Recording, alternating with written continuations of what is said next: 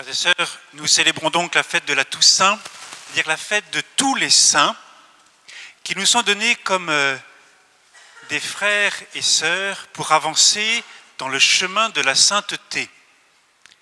Ils nous stimulent, leur exemple nous stimule.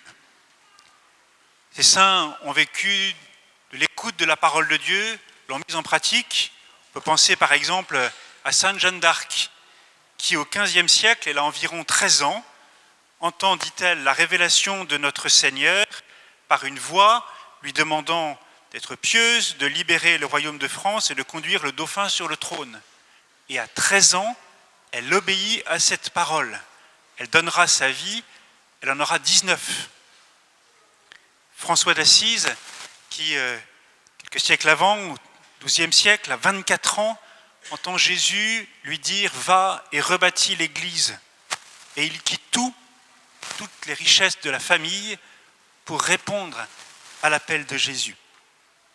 Plus récemment, j'étais bouleversé par le témoignage de Cyprien et d'Afrose Gamba au Rwanda, qui en 1994, alors que la menace du génocide pesait sur eux, ils savaient qu'ils étaient sur ce qu'on peut appeler une blacklist et qu'ils risquaient leur vie, par fidélité à la parole de Dieu, ont décidé de rester là où ils étaient pour continuer à s'occuper de leurs frères. Et ils sont morts au premier jour du génocide avec 7 de leurs enfants. Ils sont des témoins, ils ont écouté la parole de Dieu jusqu'au bout et ils l'ont mise en pratique et ils portent un fruit incroyable encore aujourd'hui, ces témoins-là. Les témoins ont été fidèles à la prière. On peut penser à la grande Sainte Thérèse d'Avila, qui disait « Si on vous montre un autre chemin de sainteté que la prière, on vous trompe », et qui a participé à la réforme de l'Église, non seulement du Carmel, mais de toute l'Église au XVe siècle. Et puis, dans les figures beaucoup plus récentes, je pense à ma grand-mère, figurez-vous. Ma grand-mère, que je surprenais régulièrement à l'heure de la sieste, elle était censée aller se reposer, elle allait dire le chapelet allongé sur son lit, cette fidélité à la prière quotidienne. Beaucoup de saints ont été fidèles au service des plus pauvres. On peut penser évidemment à Mère Teresa. Mère Teresa qui en 1946, elle a 36 ans, elle est religieuse dans une communauté où ça va, il n'y a pas trop de difficultés, elle est enseignante. Et Jésus, dans un train, lui demande de tout quitter pour aller servir les pauvres dont personne ne veut s'occuper, qui meurent sur les trottoirs de Calcutta. Et elle y va. Je pense aussi à Anne-Sophie Tisserand, qui, en 2001, elle a 21 ans, elle vient de se marier avec Cyril. Et ils décident tous les deux de quitter leur petit confort de vie bourgeoise pour s'installer dans une cité, un lieu de tension sociale important, pour être témoin de l'amour de Jésus au milieu de tas de personnes en souffrance. Et Anne-Sophie donnera sa vie. Elle partira en 2011, laissera son mari et 4 enfants, après avoir promis à son mari que du ciel, elle s'occuperait de trouver une mère, une nouvelle mère pour ses enfants, ce qu'elle a fait. Cyril s'est marié peu de temps après, s'est remarié. Je pense aussi au témoignage de tant de saints qui ont manifesté de la joie dans leur fragilité. Je pense à Sainte Thérèse de l'Enfant Jésus, qui, à la fin du 19e, a fait l'expérience d'une très grande fragilité. Elle perd sa mère, elle a 3 ans et demi. Elle décide que sa mère adoptive sera sa sœur aînée, qui rentre au Carmel, elle a 11 ans, donc elle perd sa 2e mère. Et à 13 ans, elle est prise par des tas de fragilité, de scrupules, de tas de tensions intérieures, pauvreté, elle pleure d'avoir pleuré, enfin, tout est compliqué pour elle. Et elle reçoit la grâce, une nuit de Noël, 1886, de dépasser sa fragilité. Et elle avance comme une flèche. À 15 ans, elle demandera à rentrer au Carmel, donnera sa vie à 24 ans. Et elle marque encore aujourd'hui notre Église et notre monde. Je pense aussi à Jacques Fraisse, cet homme que j'ai accompagné, qui avait fait un AVC en 1997, qui était totalement paralysé. Simplement, il avait un œil qui bougeait et un avant-bras. Il s'est converti sur son lit d'hôpital, sur cette prison corporelle dans laquelle il était. Il a écrit une lettre bouleversante à Vincent Humbert qui demandait étant dans la même situation de paralysie, demandait au président Chirac en 2002 l'euthanasie. Et Jacques Fraisse lui a témoigné que lui aussi il avait voulu mourir, mais qu'il avait trouvé la vie de l'esprit dans la prison corporelle dans laquelle il était, et il lui souhaitait trouver le même chemin. Je pense aussi à ces saints qui ont été convertis par la miséricorde du Seigneur. On pense évidemment à Saint Pierre, qui, après avoir renié le Christ, lui qui était choisi pour conduire l'Église, a fait l'expérience au bord du lac du pardon du Seigneur qui a transformé sa vie, qui fait qu'il a pu donner sa vie en évangélisant dans le bassin méditerranéen. Mais je pense aussi à un jeune, Clément Giraud, que j'ai eu la joie d'accompagner. Il avait 24 ans, il avait décidé de donner une année pour le Seigneur en participant à une école d'évangélisation à Rome.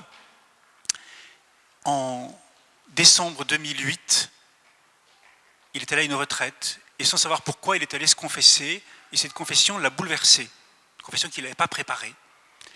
Et suite à cette confession, il est allé faire une démarche dans une chapelle dédiée à Saint-Claude la Colombière, et devant le corps de Saint-Claude, il a fait un acte de confiance, de remise complète de sa vie. Le 15 février qui suivait, fête de Saint-Claude, problème cérébral, il est parti. Sa vie était accomplie. Il avait fait l'expérience de la miséricorde du Seigneur. Il avait remis sa vie. Je pense aussi à des saints qui nous laissent un trésor d'humilité. J'étais à Lourdes ces jours-ci, Sainte Bernadette, qui, milieu du 19e, disait « Si la Sainte Vierge avait trouvé quelqu'un de plus pauvre que moi, elle l'aurait choisi. » Bernadette, la petite Bernadette. Je pense aussi au fondateur de la communauté de l'Emmanuel, Pierre Goursat, qui à 19 ans dans un sanatorium s'est converti en découvrant l'horreur de son orgueil et qui a fait preuve d'une très grande humilité, qui a reçu du Seigneur des tas de choses pour l'Église et qui disait « L'humilité, c'est la vérité ». Je pense aussi à tous ces saints qui ont manifesté un grand désir de connaître Dieu, de connaître le mystère de Dieu. Des grands théologiens comme saint Thomas d'Aquin, mais aussi, je pense à des journalistes. J'ai bien connu 2 journalistes qui cherchaient le Seigneur et qui cherchaient à témoigner du Seigneur. Je pense à Christine Ponsard, journaliste à Famille chrétienne, qui a marqué tant de générations avec ses écrits. Je pense aussi à quelqu'un qui est décédé l'été dernier, à Jean Mercier, journaliste à La Vie, qui cherchait, qui avait vécu une très belle conversion lui aussi autour du pardon du Seigneur, qui était témoin par sa plume de la vérité du Seigneur.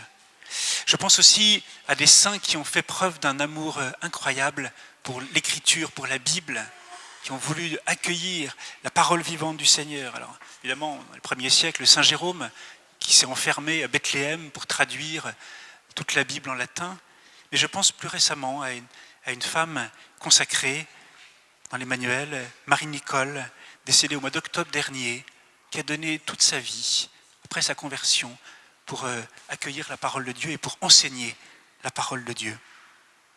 Et puis je pense enfin à des saints qui ont donné des témoignages incroyables d'abnégation, d'acceptation de sacrifice d'eux-mêmes pour les autres.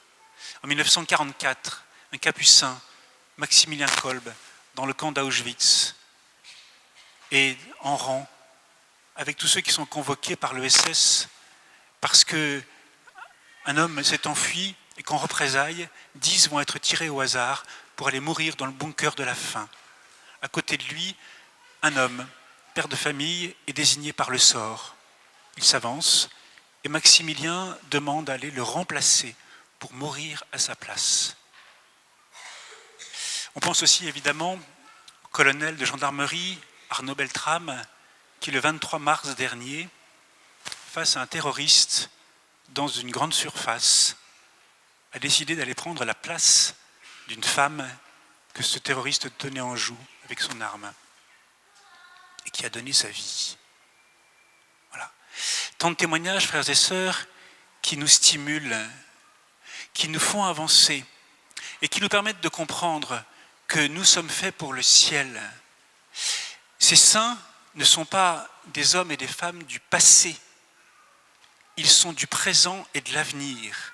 Ils intercèdent pour nous, pour que nous entrions avec eux, à leur suite, par la grâce de Dieu, dans l'élan de sainteté, de générosité, d'offrande de notre vie, avec eux. Ils nous indiquent le ciel, ils nous indiquent notre avenir. Ils ne sont pas du passé, ils sont du futur. Ils nous attendent. Alors on peut se sentir petit face à de tels témoignages.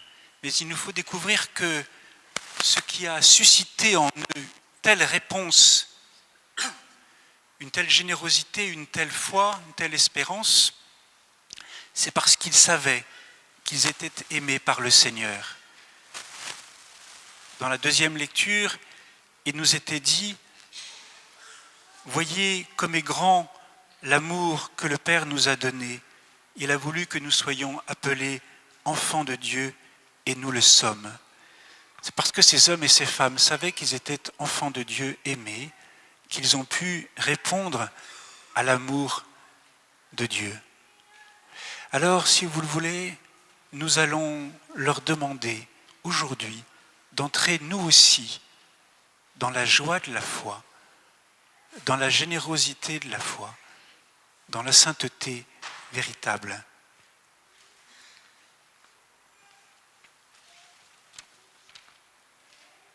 Et je vous invite à vraiment accueillir les saints qui nous sont donnés comme des amis, des frères qui sont vivants. Et je vous donne 2 petits moyens tout simples. 2 ou 3 moyens. Lisons des vies de saints. Lisons des témoignages d'hommes et de femmes qui ont suivi le Christ, qui lui ont donné leur vie. Et puis on peut faire dans sa salle à manger, dans sa chambre, dans son coin prière, un mur de photos et d'images avec notre ciel, avec tous ceux à qui nous demandons de l'aide au quotidien pour avancer dans le chemin de la vie chrétienne. Puis j'ai rencontré un évêque récemment qui, au petit déjeuner, me disait « Tu sais, j'ai lu aujourd'hui dans mon martyrologe ceux qui sont morts aujourd'hui, il y a quelques années. » Et il avait accumulé 12 000 pages de témoignages d'amis, de proches, de gens qu'il avait connus ou de saints. Et tous les jours, il allait faire mémoire de ceux dont on fêtait l'anniversaire du départ vers le ciel. Alors ça m'a donné l'idée de faire la même chose. Voilà. Accueillons la présence des saints qui nous sont donnés pour que, comme dit l'Épître aux Hébreux, entourés d'une si grande nuée de saints, nous courions l'épreuve qui nous est proposée, l'épreuve de suivre le Christ sur le chemin de la sainteté, les yeux fixés sur Jésus, pour avoir part à la joie du ciel. Amen.